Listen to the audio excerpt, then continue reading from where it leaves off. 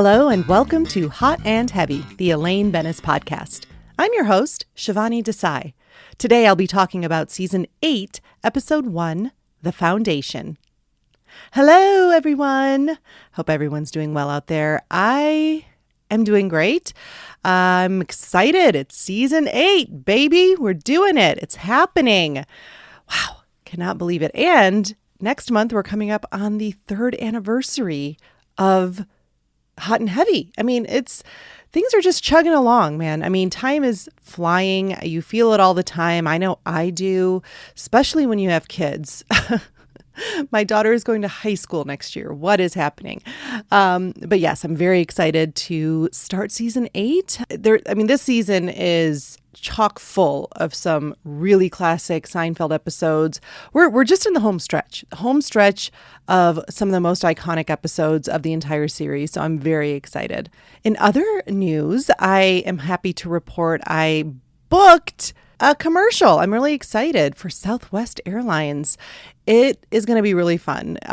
It's an overnight shoot at the airport next week, and overnight. I've only done one overnight shoot, and they're interesting, very interesting. But yeah, this should be fun. It's with all like the Denver sports mascots, and yeah, it's gonna be a really fun shoot. I was so excited when I got it. I'm trying this whole new approach. It's not really new, but I'm trying to reinvigorate the approach I had for so many years until, about last year, because last year was kind of a rough year for my career, but just kind of letting go. As soon as I send in a self-tape or I walk out of an audition or a callback, I just try and let it go and be like, all right, it's in the hands of other people. I have no more control.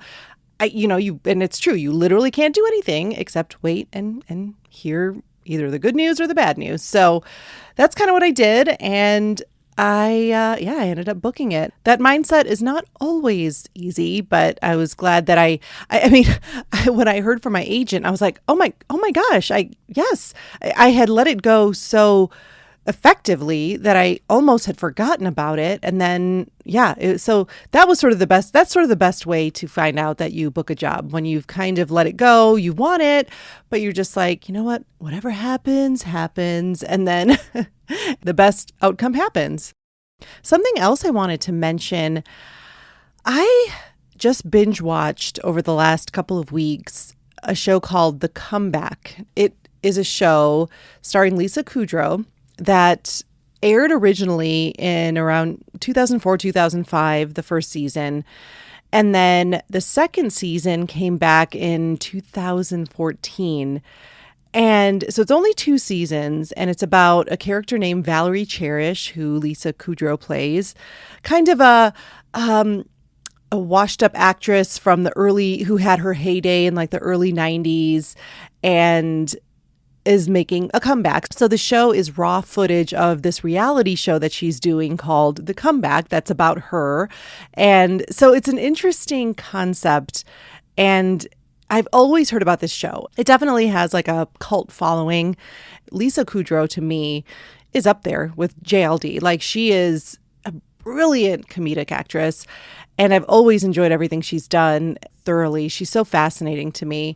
So yeah, I just started watching it while I'm on the treadmill. I just need something to take my mind off of what I'm doing. And I have to say, it is a brilliant show, and Lisa Kudrow is insanely good. So this is my recommendation station, I guess. I'm just telling you guys out there, if you're not familiar or you haven't watched The Comeback, it's on Max, the HBO streaming service, and it is so good. It is so incredibly good. I had no idea there was like an 11-year jump from the first season to 9-year jump from the first season to the second season. And they stay true to that. They stay true. They kind of cover what happened over the last 9 years in Valerie's life and everyone else's life in the show. I mean, it is really well done. I think highly underrated. It doesn't get the praise it deserves, especially Lisa Kudrow.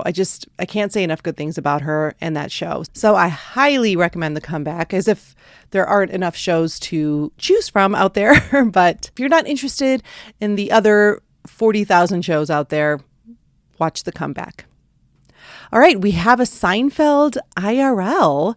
But once again, it's not from my own life. It's from our dear friend of the podcast, Kenny's life. So he sent me a voice memo last week about something that happened while he was driving. And let's listen to it.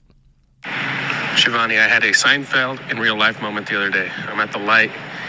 This guy goes Costanza, makes a right-hand turn from the left-hand lane. And then it gets even better. Then he proceeds to pull a Costanza as if he came up with a jerk store line, pulls a U-turn to get through the light and keep going. It was outstanding. Thank you, Kenny. That was Costanza. Who does that? I'm sure many of you remember he does brag about taking a right turn from a left-hand lane. And yes, we all remember when he comes up with a great comeback, he does an illegal U-turn right in the middle of the road. Kenny, congratulations. I can't believe you saw a true Costanza moment back to back in real life. That's amazing. I also hope that guy got pulled over because I hate when people do shit like that. But thank you, Kenny, for the Seinfeld IRL moment for this week. And lastly, before we get into the episode, I am in the middle of Snowmageddon, snowpocalypse here in Colorado. My kids have the day off from school. We're expecting, according to the forecast, like 19 inches of snow. There's already at least 10 inches out there overnight. And so, we are hunkered down in the house. I sort of love it. We have nowhere to go, which is great. That's always the best scenario when there's a snowpocalypse. So yeah, it's kind of nice. I got to sleep in. I'm recording this early in the morning because I don't have to do any of my getting the kids ready for school chores. I'm certainly not going out to the gym. So looking forward to a nice relaxed day. Hopefully, fingers crossed, and I hope I don't jinx this, but the main thing you worry about in this kind of a storm is like a power outage. So let's hope that doesn't happen. But we're stocked up with food. I went yesterday and got a bunch of supplies. So we're just going to wait it out. All right, let's get into this episode. The synopsis for The Foundation from my coffee table book is as follows.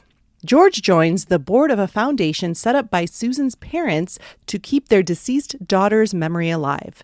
Jay Peterman suffers a mental breakdown and appoints Elaine as the president of his company. Kramer takes a beginner's karate class filled with children, while Jerry seeks out the perfect breakup story. George learns that Susan's death has cost him millions. This episode was written by Alec Berg and Jeff Schaefer. I also want to note that this is the start of the season where there's no Larry David anymore. Larry David has exited the show. He's not the showrunner anymore. He's not the head writer. So we're entering the post-Larry David era. Okay, we start out with, a cold open. We're at the cemetery. George, Jerry, and the Rosses are at Susan's grave. And it's pretty awkward. We see the stone and that Susan was 32 years old when she died, and her middle name was Biddle. George says it's a magnificent stone, and he just keeps kind of repeating that. He doesn't know what the hell else to say. He looks to Jerry, and Jerry's like, I'm not going to say anything. Mrs. Ross tells George that they'll leave him alone with her. I'm sure you have things to say. And he's like, no, I'm good. But the Rosses and Jerry walk away. George just sort of gestures at the stone like, hey there. We see Mrs. Ross offer Jerry a sip from her flask, and he says, thank you, no. Back to George. He's telling Susan how the Yankees swept the Orioles, and he's just so uncomfortable. Next, we're at Jerry's apartment. Jerry and George enter. Jerry comments how he really enjoyed the cemetery. It's something about being in a well-landscaped area. George asks Jerry what he said to the Rosses, and turns out he quoted Wrath of Khan, saying, her death takes place in the shadow of new light. She's not really dead if we find a way to remember her. And George recognizes it from the movie, Wrath of Khan. Jerry says, that he and Kramer saw it last night, and then they both get all emotional about Spock dying in that movie. Anyway, George declares he's done mourning Susan. It's been 3 long summer months, and it's time for George to start being George again. Jerry's like, great, how about a movie? Kramer enters. Kramer says, no, he can't go to the movies. He's got class. George shouts again in third person, George is going to the movies, as he exits. Jerry asks Kramer how his karate's going. Karate, Jerry, karate. Jerry sort of dismisses what he's learning. Oh, you're just learning to kick and punch. But Kramer tells him it's about so much more. It's not in the fists, but in the head, the heart, and all around. It's here, here, and here. Well, Jerry has to go pick up Elaine from the airport. What, she's been away? She's been in Mexico for 6 weeks. Kramer says, we just went to the fireworks. That was July 4th. Kramer is so confused. I always watch Michael Richards in that moment as Jerry makes that little quip about, I don't want to see you here, here, or here as he walks out. And Kramer still, he's just like, no, come on. Like, he's so confused. Great performance by Michael Richards. All right, next we're in Monks. Elaine is telling Jerry about the trip, saying it was incredible. 6 weeks in Mexico and all on Peterman's peso. Says that she got tons of great ideas for the catalog. Of course, Jerry mocks her. Anything you couldn't have come up with, opening a bag of Doritos and watching Viva Zapata? I'm sure Viva Zapata is some movie or something. I don't know. She just says, you don't respect my work at all, do you? No, I don't. And then she asks what's been going on around this dump. How's your fiance? My what? Jeannie, your fiance? Oh, that. Well, Elaine senses something. Spill it, Jerome. And we see a flashback to Jerry and Jeannie at the coffee shop. And they both blurt out at the same time, I hate you. And she's like, yes. So she gives him the ring back and exits.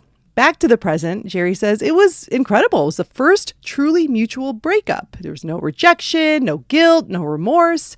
You've never felt remorse, Elaine says. I know, I feel bad about that. She says, I bet your parents were upset. Jerry's like, you still haven't told them, have you? Nope. My take on this scene. All right, our first scene for Elaine in season 8.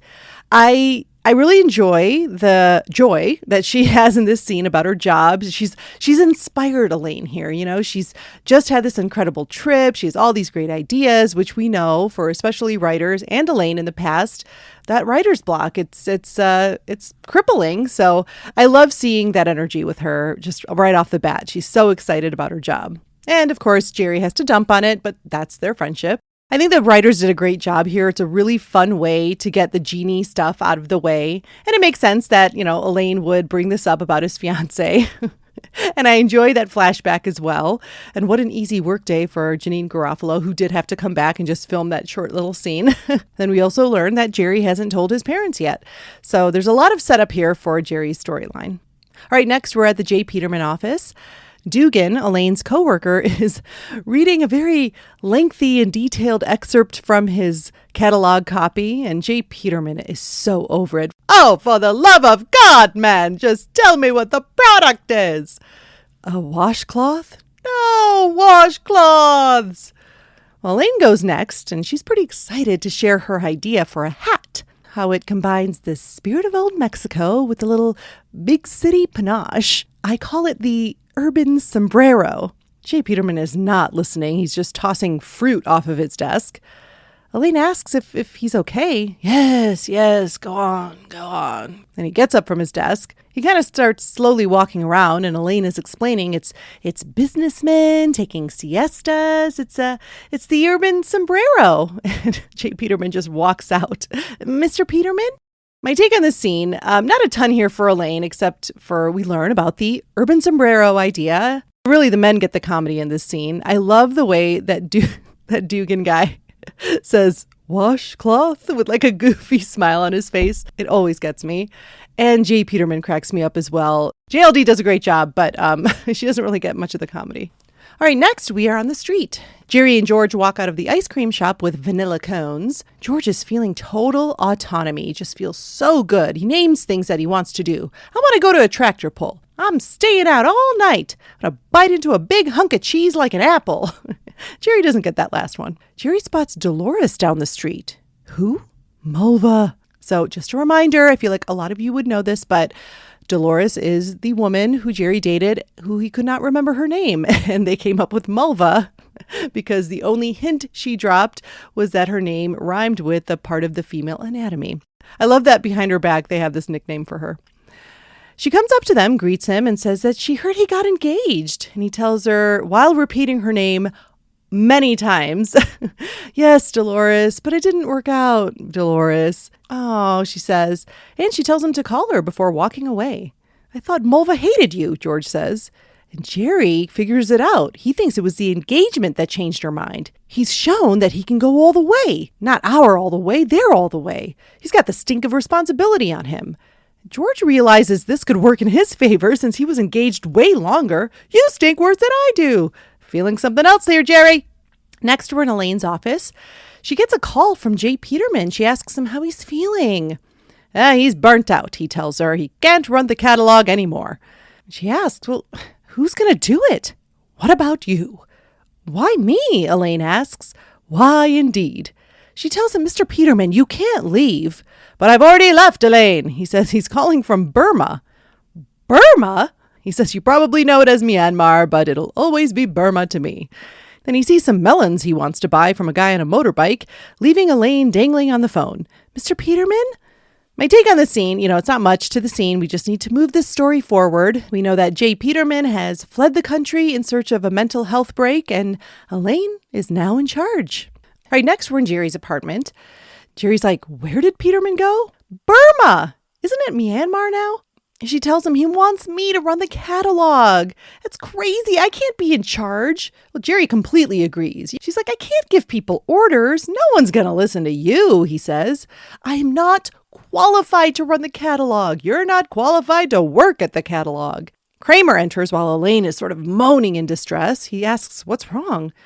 Peterman ran off to Burma and asked me to run the catalog. Kramer is confused. Burma? Jerry's like, Myanmar. What is that, a discount pharmacy? That always gets me. Elaine says, you know what? I'm just going to tell him no. I can't run the catalog. Kramer is shocked that Elaine is saying this. When did the word can't enter your vocabulary? What, is it too difficult? You don't have enough experience? You're not smart enough? Where's your confidence? Now, meanwhile, Jerry is reacting from the background. He explains to her that when he first started karate, he was terrified and he got no support from Jerry or Newman, but that he found his katra. Katra? Yes, your spirit, your being, the part of you that says, yes, I can. And now he's dominating the dojo. I'm class champion, he tells her. Well, this totally inspires Elaine. I mean, she's watched J. Peterman run the company. Sure you have. I know how to do it. A pair of pants, a stupid story, huge markup. I can do that. He says, yep, you follow your katra and you could do anything. Elaine walks to the door feeling good. Now get out of here. Okay. And he slams the door in her face. That kid's going to be all right. Jerry's like, no, she's not. There's a knock on Kramer's door, and it's Joey telling him his mom's waiting down in the car, and then he exits. Jerry's like, oh, you guys have class at the same time? We're in the same class. He almost beat me. You're fighting children? Jerry asks. We're all at the same skill level, Jerry.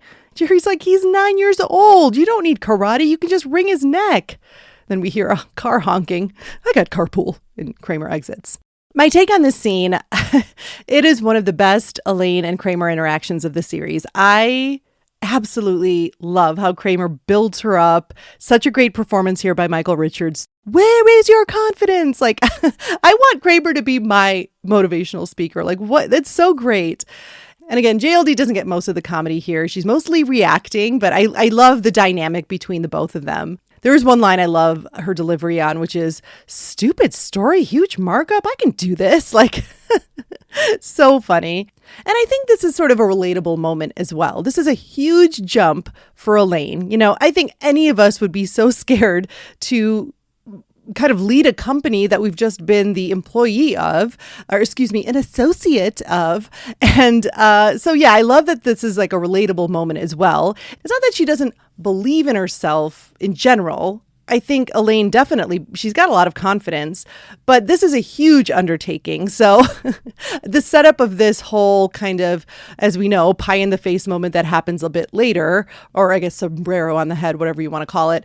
This is a great setup for that. And I love this interaction. Anytime Elaine and Kramer are paired up, I think it's magic. Okay, next we are in Mrs. Zamfino's station wagon. Kramer is sitting in the back seat in the middle, surrounded by little kids. And he thanks Mrs. Zamfino for the juice box. Joey asks his mom if they can get ice cream on the way home. She's like, nah, I don't know. And all the kids start yelling, please, come on, please. And Kramer joins in, please, please. Oh, all right. Yay. I know there's no Elaine, but it's so funny and silly. All right, next we're in Elaine's office. Well, it was Jay Peterman's old office, but now Elaine's office. And Dugan can't believe it. You're taking the job? You got that straight, she says. She says she wants 4 new ideas by 6 o'clock. No, make that 6 new ideas by 4 o'clock. Now let's move. And everyone rushes out. And Elaine just laughs with delight. My take on this scene, it's a fun scene. Love the move, shouting, the move. Elaine is all confidence now thanks to Kramer's speech, and I don't blame her. Like I said, that would have pumped me up as well. I mean, she has found that katra. There's no doubt about it. And that laugh after everyone rushes out is great. Like, why did I even worry about this? This is great. I'm nailing it. All right, next we are in the dojo, and there's just a montage of Kramer dominating, fighting every kid, dragging them around the floor, flinging them, bopping them on the head, chasing them. At the end of the montage, Sensei holds up Kramer's hand in the air. He's class champion still. All right, next we're in George's apartment. George is living the dream. He is shirtless. The apartment is totally messy and filthy. He's eating a big block of cheese. And there's a knock on the door. It's open, he says. And the Rosses walk in, and he is, of course, mortified. They said that they tried calling. And we see George is like, oh, yeah, there's something's wrong with the phone. And we see him kick his phone, which is off the hook under the table. Side note, I was always fascinated by this phone. It's a cordless phone that's designed to look like one of those old school spiral corded phones. I just remember back in the day kind of wanting that phone. Side note, a little glimpse into 1996 Shivani. In an effort to look a little bit more presentable, George throws on a sports jacket and sits with them. And they tell him that they're starting a foundation in Susan's name to keep her memory alive, and that they're doing this because of what Jerry said at the cemetery. What was it, dear? Who the hell knows? I can't really remember what he said, but nevertheless, it spurred this foundation. George tries to weasel his way out, saying, I got my commitment to the Yankees. They say it's no problem. The foundation will revolve around your schedule whenever you have free time. Oh, George's worst nightmare because his relationship with Susan doesn't have to end. Next, we're at Monk's, and Jerry's at a booth. George enters. Jerry's like, yeah, meeting Mulva here in a few minutes. George asks about that quote from Wrath of Khan again, and then squeezes mustard into Jerry's coffee, saying that quote ruined his life. Problem? Jerry says. Then he explains about the Susan Foundation that he's on the board of directors of. Board of directors, look at you. Yes, look at me. He said he was living the dream, eating a block of cheese the size of a car battery. Jerry has to point out how disturbing it is that he equates a block of cheese with some sort of bachelor paradise. And George says, don't you understand? I'm back in. All because of Wrath of Khan? Yes! Well, it was the best of those movies. Then we get this classic shot of George, which they say in the inside look was one of the most difficult shots of the series, and you can probably see why. The little spiraling shot from overhead as George yells, Khan! Next, we're at the foundation meeting. George is the only person in the conference room, and he's staring at a painted portrait of Susan. He's startled by the foundation chairman, Wick Thayer. Wick. And Wick pretty much informs George that all the many, many monies that the Rosses have would have gone to them. A lot of it would have gone to them if they had gotten married, and now not. And that it's all been endowed to the foundation. Even this townhouse. This townhouse? Yeah, it would have been your wedding gift. And now, not. He says to George, I know this can't be easy. It really can't, George says, realizing all the luxuries he has now no access to. All right, next we're at Monk's. Dolores is with Jerry, and she's asking him how the relationship ended with his fiancée. And Jerry explains, it's completely mutual. She doesn't believe him. It's never mutual. And he tries to convince her, yeah, this was the first. She gets up to leave. She says, obviously, there's been no growth here. He says, well, I can't argue with that, but the fact remains. She walks out. And he says in a Newman-esque way, Mulva. All right, next we're in Jerry's apartment and Elaine's office. Jerry's phone is ringing as he's rushing in with groceries. When he answers it, there's a voice that says, please hold for Elaine Bennis. Oh, I don't believe this, he says. Then we see Elaine greet Jerry from her office on the other end with a celebratory cigar. Says, guess who just finished laying out her first issue of the J. Peterman catalog? How's it look? He asks. It's a peach. What's that? I say it's a peach, she says with a cigar in her mouth. He asked Elaine if she believed the mutual breakup story, and she says, no, it's weak. No one's buying it, and he shouldn't be selling it. He tries to respond, but then she interrupts. Hey, me? Talking? She tells him, I always thought Kramer was a bit of a doofus, but he believed in me. You did not. So as I see it, he's not the doofus. You are the doofus, she tells Jerry. Jerry's like, oh, I'm the doofus. And she reiterates, you, Jerry, are the doofus. It just occurred to me Kramer is at karate right now. Oh, she says, well, maybe I'll go down there and thank him in person. Yeah, that's what I was thinking, Jerry says with a devilish smirk on his face. My take on this scene, I gotta say, I love Elaine with a cigar. Cigar Elaine is very entertaining. And then couple that with her giving Jerry attitude, it's such a delight to watch. Overconfident Elaine is what we're seeing here, and she is very fun. It's a really solid scene with JLD actually getting some comedy. The physicality is wonderful. The use of doofus over and over again. It's just a silly word. Fun to say, fun to hear. Really great stuff. All right, next we are in the dojo. Elaine walks into Kramer pinning a young girl down on the floor, and she's shocked. Kramer, what are you doing? He says, I'm dominating. You never said you were fighting children. Again, for like the 8th time in this episode, he defends himself. It's not the size of the opponent, it's the veracity. This is what you used to build me up? This is where you got all that stupid Katra stuff?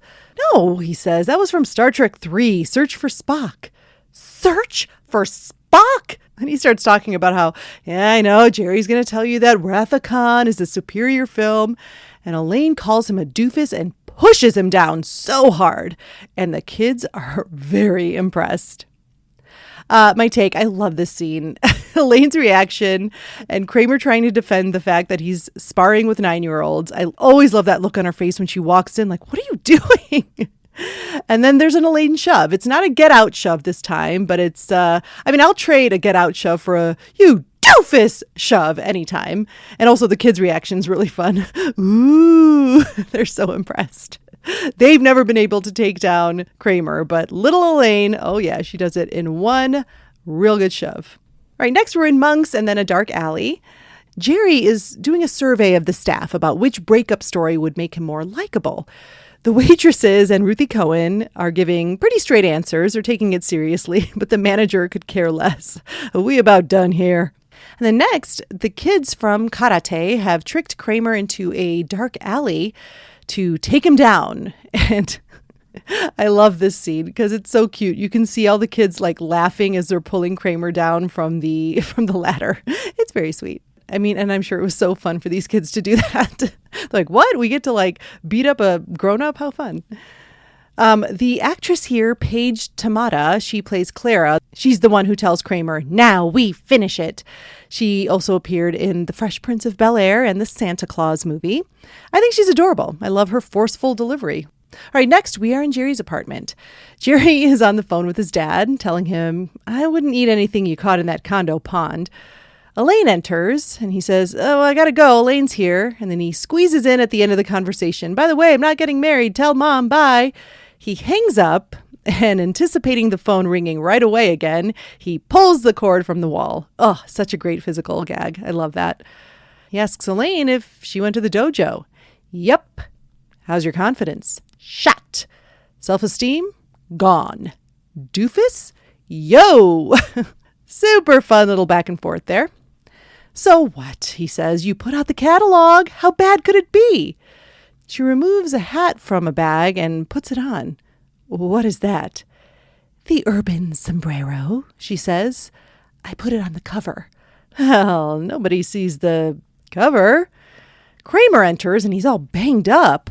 He says he got whooped by the kids. And he looks over and sees Elaine on the couch and is horrified. What is that? Jerry explains it's the new cover of the J. Peterman catalog. It's Elaine's choice. Let's congratulate her. And then Elaine just lays into him. This is all your fault. You said I could run the company. Well, I was way off, Kramer says. And Elaine exits. Jerry says, Vaya con Dios. Kramer says, I gotta go lay down. Are you going out with George later? He's like, no, he's stuck at that foundation. And Kramer's like, you should go down there and help him out. He's a widower. Oh, that gives Jerry an idea. My take on this scene, this is the pie in the face moment for Elaine, and I love, love, love that. I've talked about it on the podcast before, but in the whole kind of a conversation about, oh, we have to write for a woman because Elaine's a woman and all this stuff that the writers in the beginning really struggled with. And then once they were given the direction by Larry David, like, hey, don't take her gender into account, they started writing her, quote unquote, as a guy. And that's what kind of dislodged all their writer's block about how to write for Elaine. And so part of that, I think what is great is that she is an equal opportunity participant, if you will, in a pie in the face moment. I think so often the females in storylines, especially back then and prior to Seinfeld, they were sort of treated with kid gloves, like only characters who sort of fumbled and were kind of goofy and maybe clumsy were the men. And we relied on the comedy only with the men. So I love that Elaine gets this kind of pie in the face moment. There's no sort of agenda being like, no, Elaine can handle anything. She's a strong woman. It's like, no, women falter sometimes too. And I love that we're seeing that. I've always loved that delivery by Kramer. What is that? When he sees her wearing that urban sombrero. And then the way he can just do a complete 180 from where he was before. I mean, like, how passionately was he telling her, you can do anything, find your catra. And then he's like, well, I was way off. And I wanted to also comment, the idea of an urban sombrero by Elaine isn't surprising. Let's remember that big hat she wore when she went to see the baby, when they were in the Hamptons. She credited that hat and the shade that it provided with why her skin was so nice. Now, I don't think that the writers made that connection or it was a callback to that, but just, being the Elaine expert that I am, I wanted to mention it.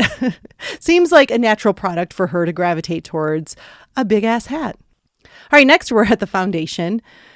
The meeting is going on and Wick is going through all of the assets and George just keeps learning about all of the luxurious things he would have had access to, like a beach house in Southampton, and now not. The phone rings and George answers it. It's Jerry telling him that the widower story has tested through the roof. He says, when are you getting out of there?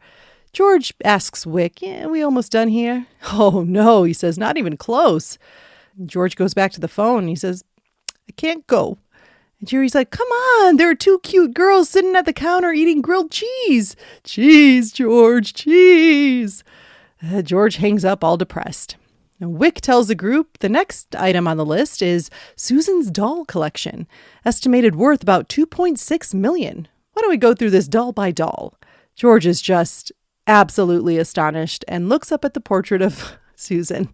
I have to say, the pose of Susan and that smile on her face, it's so perfect because it's sort of like that expression to me is just like, I got you, George. Fuck you for killing me. It's just so great. There's a tag to the episode where Elaine is on the subway next to two guys two businessmen who just got fired because they wore the urban sombrero at work and they were caught sleeping on the job. They were taking their siestas like she intended. Stupid Jay Pendleton, one of them says, and she corrects them. It's Jay Peterman. And the other one says, never thought a hat would destroy my life.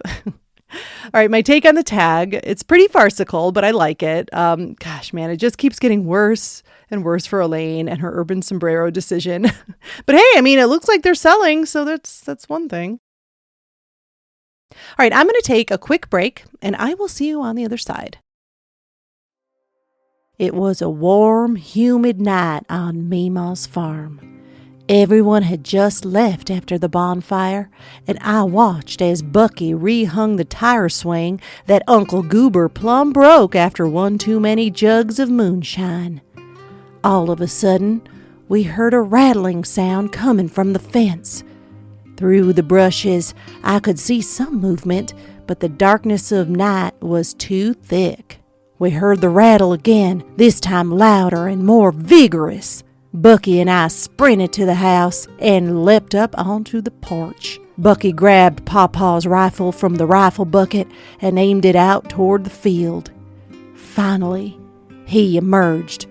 The biggest possum this side of Rufus Patchett's hubcap shack. If it weren't for our country maracas strung along the fence, we could have been attacked by that whopping possum. But thankfully, we were safe and had lunch for tomorrow. You can order your country maracas today by visiting www.cheapassalarmsystems.spit. Made from beer cans and bullets, country maracas will never fail to alert you when something's amiss, or just for making sounds, I guess. Country maracas. For all your making sounds, I guess, needs. And we're back. All right, the extras, there was an inside look. So this is where there's kind of a connection to the whole Larry David departure and Elaine's storyline. So the writers and the cast, everyone, sort of felt adrift after Larry left. They were all very worried what this would mean for the series, would the show still be the same? There were a lot of nerves, and it was sort of a mix of nerves and excitement. And for Jerry specifically, he felt a big responsibility because he was, the only co-creator left. And he and Larry sort of worked in lockstep for so long, for 7 seasons. And so it kind of paralleled to what Elaine's going through in this episode. Jerry had to really prove to himself that he could do this. And so he not only was very nervous and kind of I don't know if I can handle all of this responsibility, he also really credits Larry David and thanks him because he proved to himself that he could do it on his own. So he really was thankful to Larry David for doing that. But I liked how they'd kind of given this tone and emotion to Elaine's storyline, where she's like, can I be in charge? Now, of course, it turns out way different for Elaine, but that's kind of cool. I thought what a smart thing. The big emotion that everyone was feeling as they started season 8, they put into the episode. Thought that was really cool. Probably pretty cathartic as well. All right, next, there was a deleted scene. So this would have occurred after Jerry picks up the phone and he's told to please hold for Elaine Bennis. So Elaine is in the office making quick decisions for the catalog, and that coworker Dugan is like, oh, this is great. Peterman used to agonize over every little thing. And then he asks her, well, what about the cover? Elaine suggests the urban sombrero, and Dugan just laughs. He's like, for the cover? She's like, why are you still here? And then he rushes out. And then she picks up Jerry's call. So we would have seen the actual moment of her making that decision that the urban sombrero should be on the cover. And we would have seen Dugan going are you serious? So I thought it was a good scene. I mean, I think it still works without that scene in the episode. But we just get to see more overconfident Elaine. In the notes about nothing, I thought just a couple little cool facts. On Susan's stone at her grave, the date of her death is the same as the season 7 finale, so they kept true to that. And also, the episode was dedicated to writer Marjorie Gross. So she was the writer who was suffering from ovarian cancer, and she died over the summer hiatus between season 7 and season 8. Okay, now it's time to move on to Greg's Sack Lunch. Greg, our most dedicated contributor, every week sends his sack full of thoughts on the episode. So here is Greg's overall thoughts. He says, while I don't like J. Peterman, and I know this is something Shivani, you and I disagree on. Yes, we do. I love that Elaine is now in charge of the catalog. We finally get some solo Elaine storylines involving her career that I actually enjoy. Boss bitch Elaine has entered the chat. Totally. Actually, I addressed this in my final thoughts as well, but I completely agree with you on that, Greg, even though we don't agree on Mr. J. Peterman. All right, next in Greg's sack are his favorite scenes and Elaine moments. He says, my favorite Elaine scene is when she gets the call from Peterman that he's putting her in charge, and she has that back and forth with Jerry about how she's not up to the job, and instead of being supportive, Jerry interjects with agreements. I'm not qualified to run the catalog. You're not qualified to work at the catalog. It's a fun bit that shows perfectly how these two are as friends. And then I love how Kramer follows it with true support. Oh, gosh, totally. Yeah. We see, I guess, a juxtaposition here of what her friendship with Jerry is like and then what her friendship with Kramer is like. And I also love how we always see Kramer. Kramer is like that big brother to her. I've said this before. Now, even though he's not so supportive at the end, I mean, it's kind of like tough love or whatever. But I do love that. I love that dynamic. And that's what I mean when I say I just, any kind of Elaine Kramer storyline is enjoyable to me. They don't give us very many, but whenever they team up, it's so much fun because of both of their approaches to the friendship. Next, Greg says, I like how Elaine starts working the catalog team for ideas. She's taking charge, and yes, while they probably all hate her, they don't have a choice at this point. Totally, yeah, I mean, that's what I mean. Overconfident Elaine, she's feeling the katra. She's there, she's doing it. It's a great scene. Greg goes on to say, cigar acting Elaine is back too, and I love that moment where she says, it's a peach. I also like how she calls Jerry a doofus in this scene. Yes, the cigar is wonderful. And that's a type of physical acting. You know, it's not easy. Anytime you have a prop and you have to kind of incorporate it into the scene, yeah, she's a master at that. Next in Greg's sack is his scene swap idea. He says, I don't know that I would change anything in this episode. They jammed a lot in, but it all works and it's all funny. I feel like Elaine, George, and Kramer all got fairly equal time and Jerry ping-ponged amongst them. I liked it, so no scene swaps. I totally agree too. I don't have any scene swap ideas either. I think it was a very well-balanced episode. I didn't feel like, oh, we didn't see Elaine for like 4 or 5 scenes. We didn't see George for a long time. Yeah, very evenly balanced, and I enjoyed all the plots as well. And finally, Greg's extra thoughts. He says, did you notice how many marks and scuffs there were on Jerry's front door? I never noticed that before. Is that from all of Kramer's entrances? Oh my gosh, yes, Greg. I actually have always noticed that. It sounds kind of dickish to say, like, I've always noticed that. I didn't mean it to come out like that, but I don't know. I get my eye just goes there sometimes, and it absolutely is because of that. And I want to say somewhere in my looking at extras or reading about Seinfeld that they were very deliberate not to paint over it or change the door out unless the door got damaged or something. But yeah, they wanted to show like that's real life. This is what Kramer does to Jerry's door by all of his entrances and running into it. So yeah, it was very deliberate for them to keep all of those scuff marks on that door. Next, Greg says, I don't know why, but I love how Jerry and George refer to Dolores as Mulva, even though they now know her actual name. For sure. I kind of mentioned that as well.